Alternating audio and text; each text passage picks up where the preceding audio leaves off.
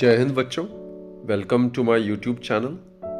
A half-wave rectifier is a simple electronic circuit that converts alternating current to pulsating direct current by using a single diode to allow only one half of the AC waveform to pass through while blocking the other. This results in a DC output that is not smooth, but it is a fundamental building block used in applications like simple power supplies and signal demodulation. So now we will be discussing the components which we will be requiring so as to make a half-wave rectifier. This is a step-down transformer and it is used to reduce the high AC voltage from the main supply to a lower, safer value. It has two windings, primary and secondary. The primary is connected to the AC input, while the secondary provides the reduced AC voltage that we will be using for rectification. This is a diode. It is a two-terminal device and it conducts when forward biased and does not conduct when reverse biased. That is, a diode allows current to flow in only one direction. The side with a silver or colored band is the cathode, which is the N side, while the unmarked side is the anode, which is the P side of the diode. This is a capacitor or a condenser. As you can notice, it is also a two-terminal device. This is used as a filter. Now students, after rectification, the output still has ripples, that is, small variations in voltage. A capacitor filter is used to smooth out these ripples. It stores charge and releases it when the voltage drops, giving a more steady DC output. This is a resistor. It is also a two-terminal device and conducts under any condition and even when operated with AC voltage. The load resistor is connected across the output of the rectifier. It is the component across which we obtain the DC output voltage, and it represents the device or the circuit that uses this rectified DC. And it has got a color coding. It has got concentric colored bands. And by using color coding, we can easily determine the value of resistance of this resistor. This is LED, which stands for light emitting diode. It has two terminals and conducts when forward biased and does not conduct when reverse biased. And the main difference between an LED and a normal diode is that an LED is a type of diode that emits light when current flows through it, while a standard diode does not produce light and its primary function is to allow current to flow in only one direction. The LEDs are made from special semiconductors like gallium arsenide, while standard diodes typically use silicon or germanium. This is a step-down transformer and AC input is fed across the primary coil of this transformer and the secondary coil. Here a junction diode as well as a load resistor is connected across the S coil of the step-down transformer. This is the resistor and the LED. And this is the capacitor which will be using it as a filter circuit. Now students, this is the AC input voltage which is of sinusoidal nature. And the rectifier will rectify it and the output is as shown in this graph. It is pulsating, discontinuous and unidirectional. This pulsating effect of the rectified output can be reduced by using this capacitor. The pulsating effect can be greatly minimized and as a result, a smoothened output can be obtained. Students, the process of converting alternating current or voltage into direct current or voltage is called rectification. Now, a PN junction, it can be used as a rectifier in two ways. One is the half-wave rectifier, the other one is the full-wave rectifier. It can be also used as bridge-wave rectifier. Now, here we will discuss the PN junction diode as a half-wave rectifier. So, rectifier means an electric device which rectifies only one half of each AC input cycle into a DC cycle, right? So that is what we call as a half-wave rectifier. That is, it converts only one half of each AC input cycle into DC output. All the rectifiers are based on the same principle that a junction diode, when it is forward biased, it offers extremely low resistance, and when a junction diode is reverse biased, then it offers extremely high resistance, right? So it is on this principle that the working of a rectifier is based on. Now students, forward bias means when a diode, as you are aware, it has got two sections. It is a two-section semiconductor device, isn't it? One is the P section, the other one is the N section. Now, if the diode is connected to an external source in such a manner that its P section is connected to higher potential and N section is connected to lower potential of the external source, then the diode is said to be forward biased. On the other hand, if the diode is connected to an external source in such a manner that the P section of the diode is connected to the lower potential and the N section of the diode is connected to the higher potential of the external source, then the diode is said to be reverse biased. And students, in case of forward biasing, what happens is the diffusion of majority carriers of the two sections P and N across the junction tends to increase, which results in the decrease in the thickness of the depletion layer. And due to the reduction in the thickness of the depletion layer, the diode offers extremely low resistance to the current. While on the other hand, in the case of reverse biasing, what happens is the concentration of the majority carriers across the junction, it decreases. Only a very minute, a small number of minority carriers tends to flow, which results in reverse current, right? So what I mean to say is that during reverse biasing, the depletion layer, the thickness of the depletion layer, it tends to increase. Now, the greater the thickness of the depletion layer, the more is the resistance offered by the diode. So, during reverse biasing, a diode offers very large resistance to the flow of current, right? And if we consider this to be an ideal diode, perfect diode, then during its forward biasing, it will offer zero resistance. While on the other hand, if this is a perfect diode and it is reverse biased, then it should offer infinite resistance. It should block the current. So basically, when AC input is applied to a junction diode, then what happens is it will get forward biased during one half cycle and it will get reverse half during the next opposite half cycle.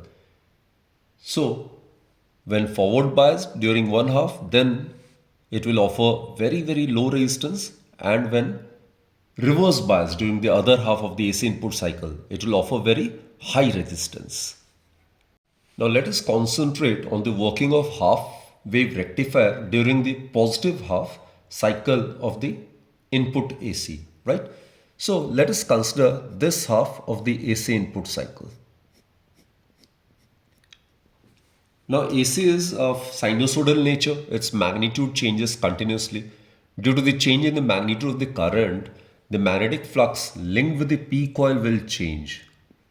And accordingly, the magnetic flux linked with the secondary coil will also change because these two coils are inductively coupled. And these are the two coils of a step-down transformer. In a step-down transformer, the number of turns in the primary coil is greater than the number of turns in the secondary coil. And these parallel lines, these are indicative of the fact that these two coils are inductively coupled. So the change in magnetic flux in P coil will result in the production of an opposing induced EMF in the secondary coil, right? So let's consider this half of the AC input cycle. Suppose during this half, the top end of the P coil is at lower potential and the bottom end of P coil is at higher potential. Now, due to the change in the flux linked with the P coil and hence with the S coil, an opposing induced EMF or current will be produced in the secondary coil. So, as per Lenz's law, it's of opposing nature. So, during this half, the top end of the S coil will be at higher potential while the bottom end will be at lower potential. So, students, this diode This is the P section, this is the N section. Its P section will be at higher potential while the N section is connected to the lower potential. So this diode will get forward biased. And since during forward biasing of a diode it offers extremely low resistance, therefore it will conduct current. So the current will be as shown by the arrowheads. So through the load resistor, the current will flow along this direction, right?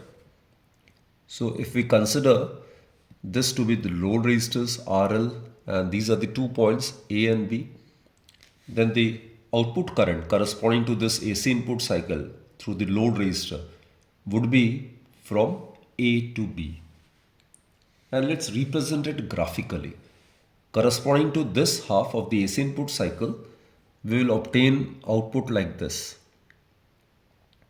Here, I need to mention that the amplitude of the output, it should be slightly less than the amplitude of the input one, because a transformer can't be 100% efficient.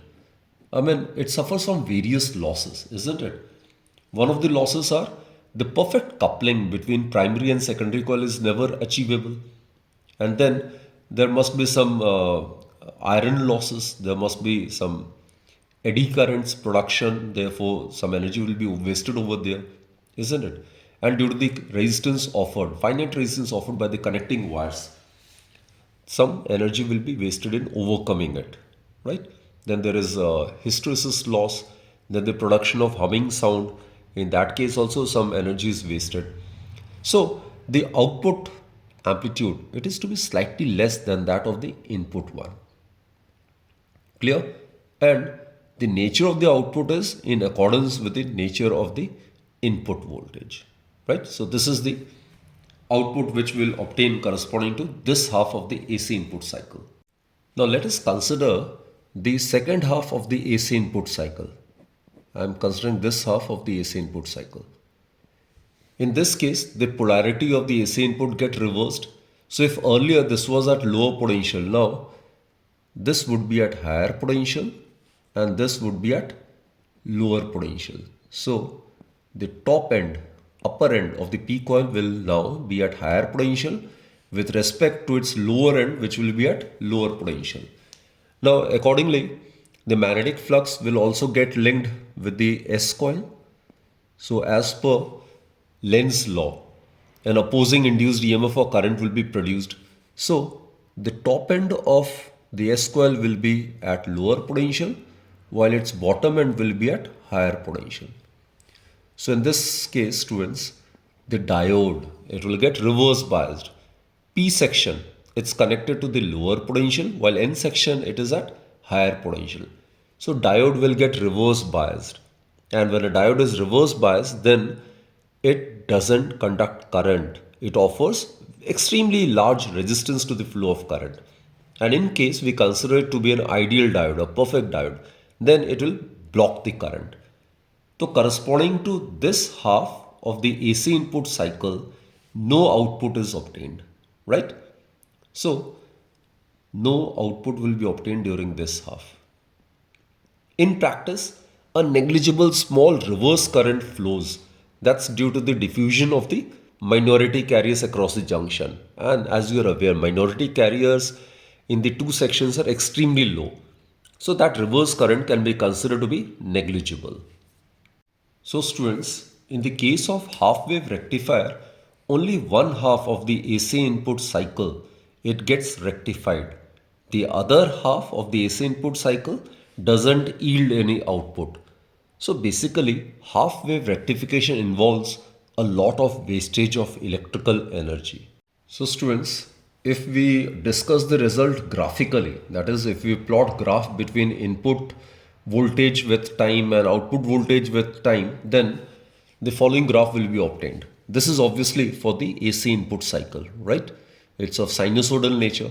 And now, just now we have discussed corresponding to this first half of the AC input cycle, this output will be obtained. And as I've told you, the amplitude of the output should be slightly less than that of the input because it indicates the loss of energy due to various losses which a transformer suffers from.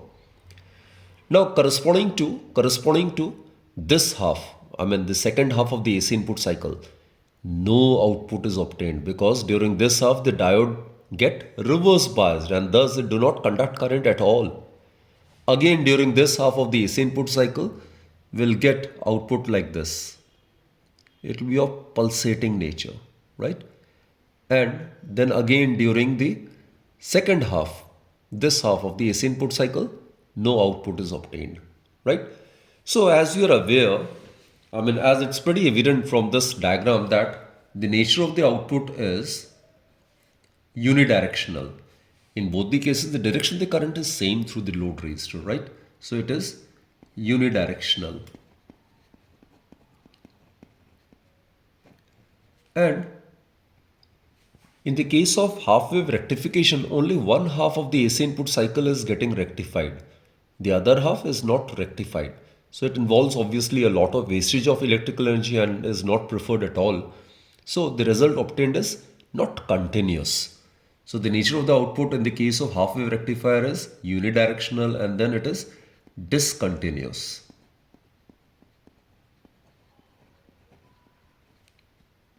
And it is not smooth as well. It is pulsating. It's like increases, attains a maximum value and then again decreases, attains zero value, right? So it's pulsating, indicating that some AC component is left in the output, which needs to be filtered out or smoothened out. So this is the nature of the output: unidirectional, discontinuous and pulsating. Now this pulsating effect can be minimized by making use of a filter circuits, and a capacitor can be used as a filter circuit. Now students, let's discuss the action of filter circuits. As I've told you, a simple filter circuit, it either contains an inductor or a capacitor or both their combinations, right? So let's discuss the inductor filter. Now this is the rectifier and as we have discussed, it consists of some AC components, right? So the output of a rectifier contains both AC component as well as DC. So it can be represented as IAC plus DC. Now students, you need to be aware of the basic thing. The inductance, or basically the inductor offers some resistance to the flow of current and that is known as inductive reactance and it is given by omega L. Omega is the angular frequency, so it is 2 pi times linear frequency. L is the inductance. Now for DC, we are aware the frequency is 0. Therefore, XL would be equal to 0. So an inductor offers easy path to the flow of DC current. That is, an inductor ideally do not offer any sort of resistance to the flow of DC current. It will allow simply the flow of DC current through it without offering any sort of resistance. While on the other hand, for AC, the frequency has got some finite value. The frequency in India of AC is 50 Hertz. So obviously, if nu has got some finite value, then the inductor will offer some finite resistance to the flow of AC current. So an inductor will offer resistance to the flow of AC current while it will offer easy path to the flow of DC current. So what happens is the AC component of the output, it will be obstructed by the inductor and the DC component of the output of the rectifier will pass through the inductor, right? So due to which a smooth DC is obtained across the load resistance RL. So this is the action of inductor as a filter circuit. So when a pulsating output of a rectifier is made to pass through a filter circuit, then it can be smoothened out, right? Now let's discuss the action of capacitor as a filter circuit. Now students, the resistance offered by a capacitor to a flow of current is known as capacitive reactance and it is given by 1 by omega C. C is the capacitance. Just I have told you omega is 2 pi by capital T and reciprocal of time period is linear frequency. So omega may be written as 2 pi nu c, right? So in this case, for DC, frequency is 0, which implies that the capacitive reactance would become infinite. 1 divided by 0, it will be infinite. So a capacitor blocks the flow of DC current. A capacitor in the steady state condition, that is when it is fully charged, then it tends to block the flow of DC current. While for AC, frequency has some finite value, and accordingly XC, that is capacitor, will offer some finite resistance to the flow of AC current, right? So now this is a large value of capacitance which is connected in parallel, right? Like this, the load resistance is connected in parallel to the capacitor. Now just now I've told you the output of a rectifier will contain both AC as well as DC component. Now this capacitor will block the flow of DC. The capacitor will not allow the DC to flow through it. So the DC will flow only through this branch, and it will offer finite resistance to the flow of AC. So basically what happens is the AC component of the output of the rectifier is passed or filtered out, isn't it? It is passed or filtered out. While on the other hand, the DC component of the output of the rectifier is obstructed, and thus it will appear only across the load resistor RL, and the output voltage will be as shown in the figure. Now just I will tell you the smoothened output. So this was the output of a half wave rectifier. Now what happens is it will slightly get smoothened like this.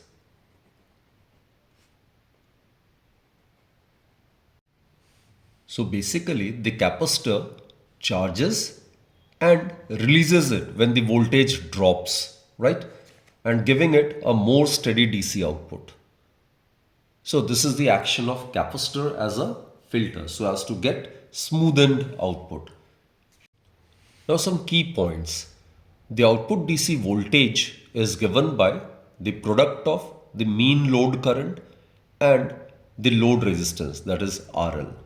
Now students, the mean load current would be I0 by pi. I0 is the peak value of current, right? So I0 by pi multiplied by the load resistance, it is RL. And the second point to be noted is that, as we have already discussed, during half wave rectification, a lot of wastage of electrical energy takes place, because a half wave rectifier only rectifies one half of the AC input cycle. So the efficiency of the half wave rectifier is quite low. It is found to be only 40.6%. The efficiency of a half wave rectifier is found to be 40.6%. And here I must state that the efficiency of a rectifier, it's actually given by the ratio of the output power. Obviously it should be in the form of DC divided by input power, and that is obviously in the form of AC multiplied by 100. So that comes out to be 40.6% for a half wave rectifier. So students, I am pretty confident that after watching this entire video, you must be very confident about the concepts involved in the working and the construction and the limitations of a half wave rectifier, right? So keep watching my videos and keep enlightening yourselves, and do recommend my videos to your colleagues and friends. Thank you for watching, students.